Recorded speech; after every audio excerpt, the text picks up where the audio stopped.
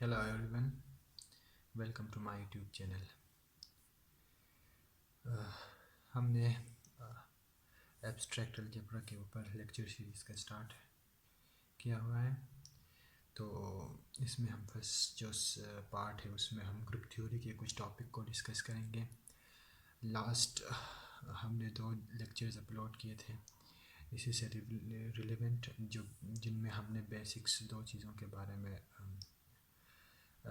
पढ़े थे। जो फर्स्ट हमने डिस्कस किया था फर्स्ट लेक्चर में, उसमें हमने ऑपरेशंस को डिस्कस किया था, फिर बाइनरी ऑपरेशन अलजेब्रिक स्ट्रक्चर को डिफ़ाइन किया था, और इन 2 लेक्चर्स में हमने ये 2 टॉपिक्स कवर किए थे। आज की जो लेक्चर होगी, आज की जो वीडियो होगी, उसमें हम कुछ एक्सियम को किसी भी अलजेब्रिक स्ट्रक्चर के ऊपर डिफ़ाइन करते हैं कि वो एक्सियम्स किस तरह से सेटिस्फाई होते हैं, कौन से स्ट्रक्चर के ऊपर एक्सियम्स डिफरेंट एक्सियम से सेटिस्फाई होते हैं और कौन से स्ट्रक्चर के ऊपर वो एक्सियम सेटिस्फाई नहीं होते। जितने हमने डिफ़ाइन किए हुए थे, जिस तरह हमने क्लोजर प्रॉपर्टी डिफ़ाइन किया हुआ था, एसोसिएटिविटी प्रॉपर्टी डिफ़ाइन किया हुआ था, आइडेंटिटी इन्वर्सिस, ये सारे आज हम डिस्कस करेंगे कि ये किस तरह किसी स्ट्रक्चर के ऊपर होल्ड कर रहे होते हैं। तो हम आज एग्ज़ाम्पल डिस्कस करेंगे। उन एग्ज़ाम्पल्स में हम ये कोशिश करेंगे कि जितने हमारे प्रीवियस जो 2 लेक्चर्स हमने अपलोड किए थे उससे से रिलेटेड सारे जो कन्फ्यूजन है वो क्लियर हो जाए। अच्छा, जो आज हमारे जो फर्स्ट एग्जांपल से हम जो बेसिक जो सिंपल एग्जांपल से हम इसको स्टार्ट करेंगे। एग्जांपल्स, अगर हम एक स्ट्रक्चर अलजेब्रिक स्ट्रक्चर कंसीडर कर लें जिसमें हम सेट ऑफ इंटीजर्स को और उसके साथ जो बाइनरी ऑपरेशन जो होता है वो एडिशन कंसीडर कर लें, तो ये हमारे पास क्या होता है, ये क्लोज्ड होता है। क्लोजर प्रॉपर्टी इसमें होल्ड कर रही होती है। क्लोज्ड होने में लास्ट टाइम भी हमने डिस्कस किया था कि क्लोज होने का मतलब होता है कि अगर हम किसी भी 2 एलिमेंट को जी में से कंसीडर कर लें और उसको इस binary operation which is addition के हिसाब से ऑपरेट करें, तो फिर वो जो रिज़ल्ट आएगा वो उसी जी में कंटेन करे।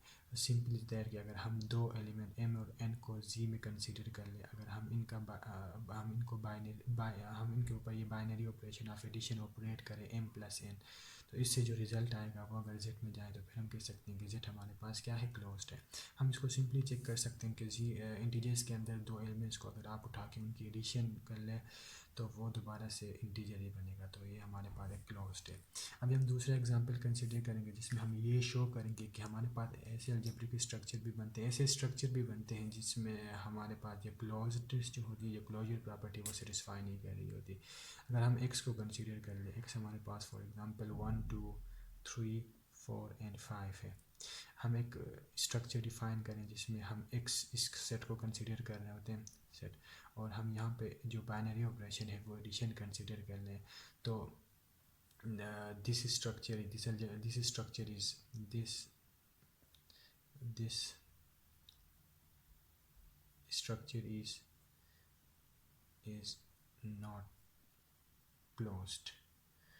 ये जो स्ट्रक्चर है हमारे पास एडिशन के हिसाब से ये क्लोज्ड नहीं है। क्यों क्लोज्ड नहीं है? क्योंकि अगर हम 3 और 4 को कंसीडर कर लें इस x में से, अगर मैं 3 और 4 को 3 प्लस 4 कर लूँ, मतलब ये बाइनरी ऑपरेशन इसके ऊपर ऑपरेट करूँ, तो हमारे पास जो रिजल्ट आता है वो 7, और which is not belong to x। तो ये हमारे पास क्या है, 7 वो x में बिलोंग नहीं कर रहा, तो x हमारे पास तो ये जो स्ट्रक्चर है हमारे पास एडिशन के हिसाब से क्लोज्ड नहीं है। सिमिलरली अगर हम इसी इंटीजर्स के ऊपर एसोसिएटिविटी प्रॉपर्टी को भी चेक कर लें, एसोसिएटिविटी प्रॉपर्टी, तो ये भी हमारे पास सेट ऑफ इंटीजर्स के ऊपर respect to addition associative property भी होल्ड कर रही होती। आप कोई भी अपनी तरफ से एग्जांपल बना के इसको चेक कर सकते हैं। अच्छा, हम अभी थोड़ा सा एक 2 और एग्जांपल डिस्कस करेंगे इससे रिलेवेंट, थोड़ा सा कम्प्लेक्स एग्जांपल जिसमें हम ये शो करेंगे कि हमारे पास बाद ऐसे स्ट्रक्चर्स होते हैं जिनमें ये प्रॉपर्टीज़ होल्ड नहीं कर रहे होते हैं। सेट ऑफ इंटीजर्स को ही कंसीडर कर लें, हम इसके ऊपर एक स्टैटिक या स्टार एक बाइनरी ऑपरेशन डिफाइन करेंगे। उस बाइनरी ऑपरेशन को हम चेक करेंगे कि फिर वो with respect to addition closed होता है, कि नहीं, हम उसको चेक करेंगे। फॉर एग्जांपल मैं एक बाइनरी ऑपरेशन अप्लाई कर रहा हूँ, जेड हमारे पास सेट ऑफ इंटीजर्स है m n n belongs to G, m N n belongs to G, मैं बाइनरी ऑपरेशन को कुछ इस तरह से डिफाइन कर रहा हूँ। M N N is equal to M plus N. ये मेरे पास बाइनरी ऑपरेशन है, ये एक मैपिंग है जिसमें हम एम और एन के एलिमेंट को कुछ इस तरह से असाइन कर रहे हैं। अगर हम इसको चेक कर लें तो ये हमारे पास इन प्रॉपर्टीज़ को अगर हम इसमें चेक कर लें कि हमारे पास जितने प्रॉपर्टीज़ हमने डिस्कस किए हुए थे वो इसमें होल्ड कर रहे हैं या कि नहीं कर रहे हैं, तो फिर हम उनको वन बाय वन चेक करेंगे। अगर हम एसोसिएटिविटी की बात कर लें तो ये जो हमने एक स्ट्रक्चर डिफाइन किया हुआ है, ये स्ट्रक्चर, इस स्ट्रक्चर को इस बाइनरी ऑपरेशन के हिसाब से ये हमारे पास एसोसिएटिव लॉ इसमें होल्ड नहीं करेंगे। एसोसिएटिव लॉ देन होल्ड, तो इसमें एसोसिएटिव लॉ होल्ड नहीं करेंगे। आप अपनी तरफ से कोई भी एग्जांपल इसमें वो करके चेक कर सकते हैं। तो इसमें जो एसोसिएटिविटी प्रॉपर्टी है वो क्या होती है, वो हमारे पास होल्ड नहीं करती। फॉर एग्जांपल मैं अगर 5 को ऑपरेट करूं 3 के साथ, देन इसको 2 के साथ करूं which is not is equal to 5, उसको ऑपरेट करूं 3 एंड 2 के साथ, इनके जो रिज़ल्ट्स आएंगे वो टोटली क्या होंगे, वो टोटली डिफरेंट होंगे, इसमें डिफरेंट रिज़ल्ट आएंगे। ठीक हो गया, तो आप इसको चेक कर सकते हैं, ये इन दोनों के जो रिज़ल्ट्स आ रहे हैं वो डिफरेंट होंगे। तो फिर हम ये कह सकते हैं कि जो स्ट्रक्चर बन रहा है, इस स्ट्रक्चर में इस ऑपरेशन की अकॉर्डेंस हमारे पास क्या होगी, एसोसिएटिव लॉ जो है, एसोसिएटिव प्रॉपर्टी वो होल्ड नहीं कर रही होती है। अभी हम नेक्स्ट एक दो और एग्जांपल डिस्कस करेंगे जिसमें हम आइडेंटिटीज़ और इन्वर्सेस को डिस्कस करेंगे कि हमारे पास बात ऐसे स्ट्रक्चर्स भी होते हैं जिनमें हमारे पास आइडेंटिटी की जो प्रॉपर्टी है वो होल्ड कर रही होती है। बाद ऐसे केसेस भी हमारे पास होते हैं जिसमें हमारे पास जो आइडेंटिटी या इन्वर्स की प्रॉपर्टी वो एक साइड से, तो for example the identity property holds from left side but does not hold from right side, वो एक साइड से तो होल्ड कर रही होती है लेकिन दूसरी साइड से वो होल्ड नहीं कर रही होती, मतलब उसी सेट के अंदर वो एग्जिस्ट ही नहीं करेगी। इन्वर्स की भी कुछ इस तरह के प्रॉपर्टीज़ होते हैं, वो एक साइड से तो हमारे पास एग्जिस्ट कर रही होती है, दूसरी साइड से एग्जिस्ट नहीं करती। तो फिर हम उस तरह के एग्जाम्पल्स भी डिस्कस करेंगे अभी।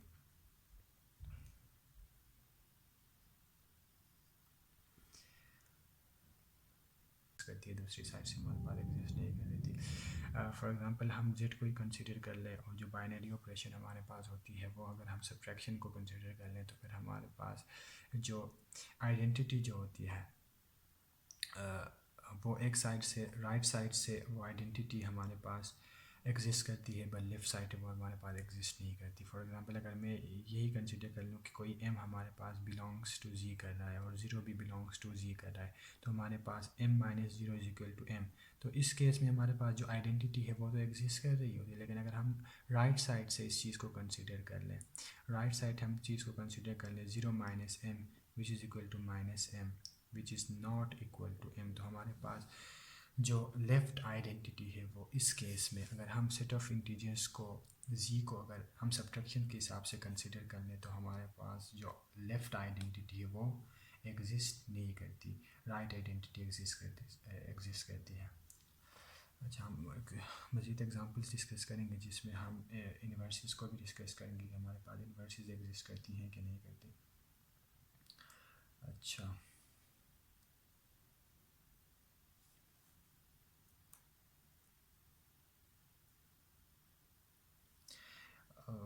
थोड़ी देर पहले हमने एक एग्जांपल डिस्कस किया था जिसमें हमने एक बाइनरी ऑपरेशन z के ऊपर डिफ़ाइन किया था कि z को हम किसी भी स्टैटिक के ऊपर, हम एक स्टैटिक z के ऊपर हम स्टैटिक वाला बाइनरी ऑपरेशन अप्लाई करें, वो इस फॉर्म में वो बाइनरी ऑपरेशन इस तरह से डिफ़ाइन किया था कि हम m static with n is equal to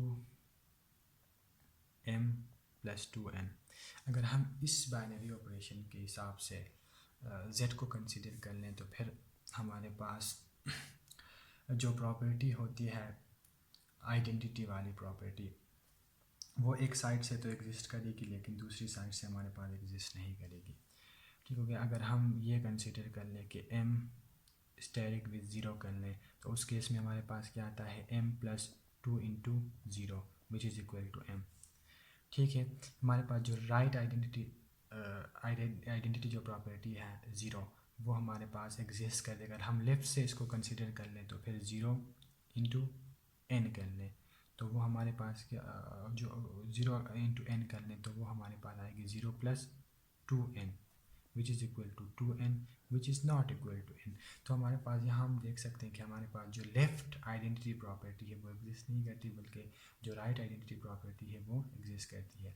तो हम स्ट्रक्चर्स को देख के और उस बाइनरी ऑपरेशन को देख के ही हम डिसाइड कर सकते हैं कि कौन से स्ट्रक्चर के ऊपर हमारे पास जो प्रॉपर्टीज़ होते हैं वो होल्ड कर रहे होते हैं और कौन से स्ट्रक्चर है उसके ऊपर ये प्रॉपर्टीज़ होल्ड नहीं कर रहे होते हैं। बाज़ स्ट्रक्चर देते हैं जिसमें हमारे पास एक प्रॉपर्टी तो सेटिस्फाई कर रही थी लेकिन दूसरी प्रॉपर्टी नहीं सेटिस्फाई कर रही थी। जिस तरह हमारे पास जो आइडेंटिटीज प्रॉपर्टीज़ होती हैं वो एक साइड से सेटिस्फाई कर रही थी लेकिन दूसरी साइड से नहीं सेटिस्फाई कर रही थी।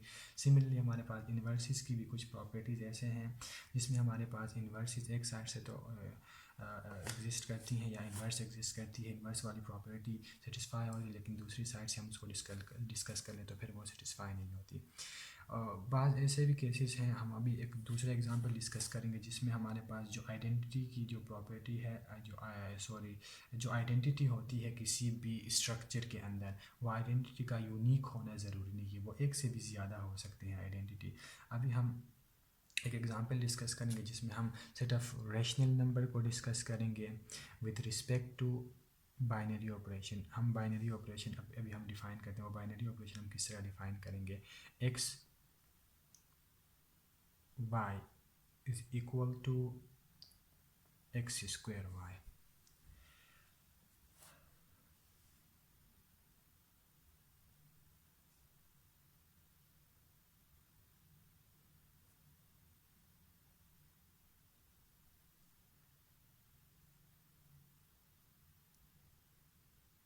तो अगर हम इसको चेक करें तो हमारे पास इसकी जो लेफ़्ट हमारे पास जो आइडेंटिटीज़ होते हैं वो टू लेफ़्ट आइडेंटिटीज़ एग्जिस्ट कर रही होती है। वो टू लेफ़्ट आइडेंटिटीज़ कौन से होते हैं? फॉर एग्जांपल अगर मैं वन इंटू वाई कर लूँ,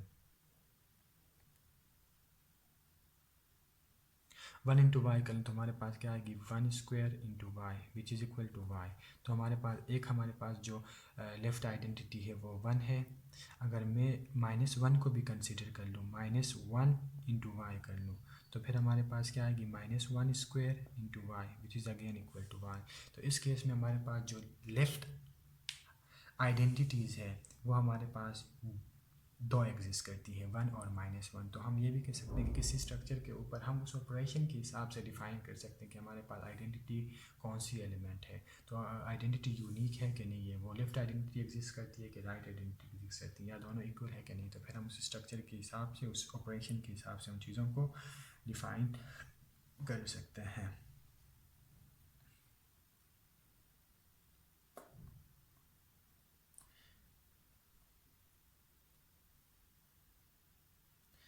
तो आज की हमारे लेक्चर में हमने यही कंक्लूड किया कि हमारे पास एन अलजेब्रिक सिस्टम में है more than one left identities, उसमें हमारे पास एक से ज़्यादा भी लेफ़्ट आइडेंटिटीज़ एग्जिस्ट कर सकते हैं।